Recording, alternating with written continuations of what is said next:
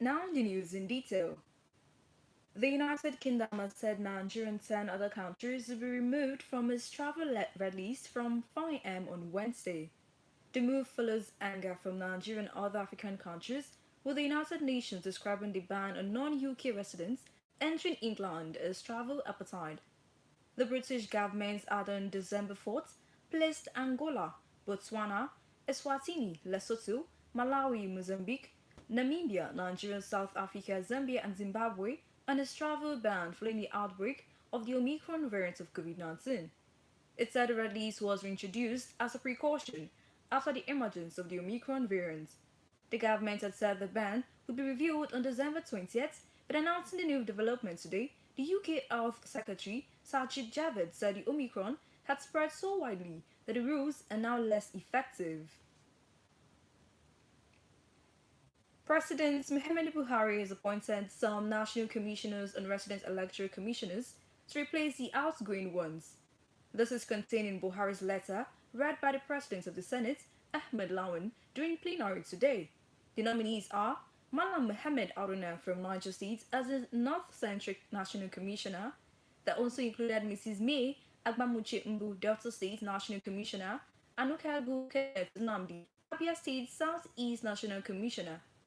Appointed were Major General Al-Khad, Adamawa State Northeast National Commissioner, Professor Rada H. Gumus, Bayelsa State National Commissioner, Professor Rada H. Gumus, Bayelsa State South National Commissioner, Mr. Sam Olumeku, Ondo State Southwest National Commissioner, and Olani Olale Ijale, Ondo State Southwest Resident Electoral Commissioner. The Speaker of the House of Representatives, Femi Gbajabiamila, says it is unacceptable to Nigerians that the country does not have regular power supply while several communities are disconnected from electricity. Gbajabiamila made this known in Abuja today at a public hearing on the Electric Power Sector Reform Act Amendment Bill organized by the House Committee on Power. The Speaker noted that the Electric Power Sector Reform Act 2005 is a substantial piece of legislation which remains the most significant statutory reform of the power sector in Nigeria for a generation. According to him, when the act was written and passed into law, it was intended that the provisions would establish a new framework for optimal public-private sector collaboration to accelerate development in the power sector and promote efficiency across the power sector value chain. This broadcast of the national news is coming to you live from Albarka 89.9 FM, Gomo. You can also listen to us on our website www.albarka.ng. Like our Facebook page, Albarka 89.9 FM.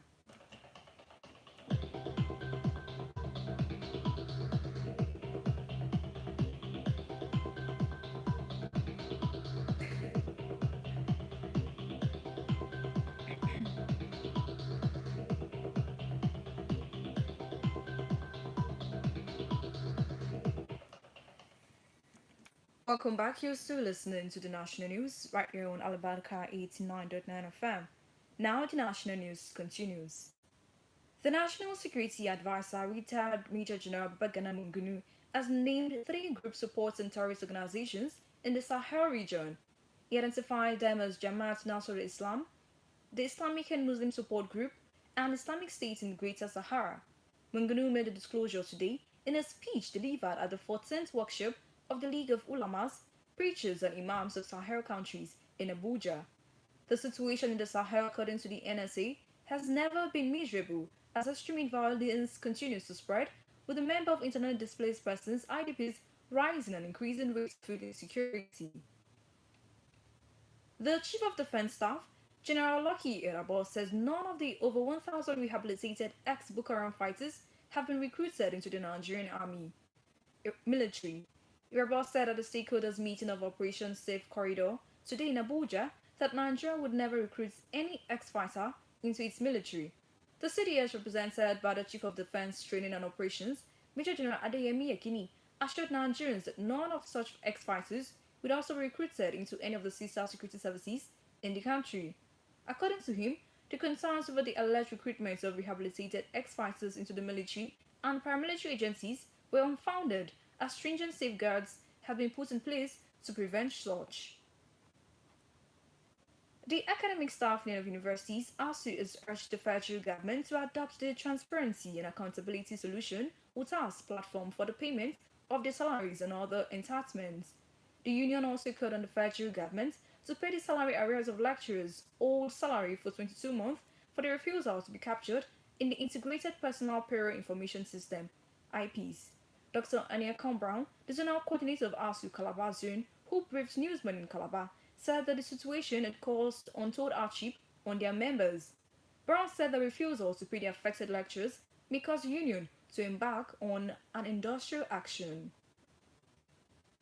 The Department of State Services DSS has denied speculations that the leader of the indigenous people of Biafra, Nnamdi Kanu, was being maltreated in his facilities.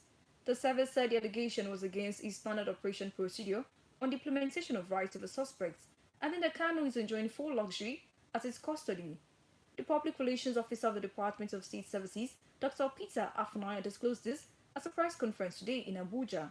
He also urged states, federal lawmakers, and other Nigerians to be vigilant at this period, warning that they are prone to assassinations and abductions, among others. To end the national news, here's a recap of the major stories. The United Kingdom has said Nigeria and 10 other countries will be removed from its travel red list from 4 a.m. on Wednesday.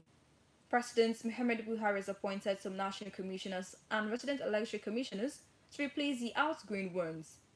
The National Security Advisor, retired Major General Babagana Mungunu, has named 3 groups supporting terrorist organizations in the Sahel region. Listen to this message. What you think is right may be wrong after all. Respect other people's opinion.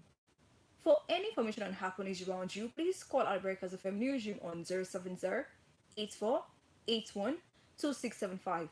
And that was National News as edited by Kehinde Ajibade and brought to you by Ansha Abdullah. Thanks for listening. Hey, who is that? Thank you for joining. The news is over. Thank you for joining. We're done.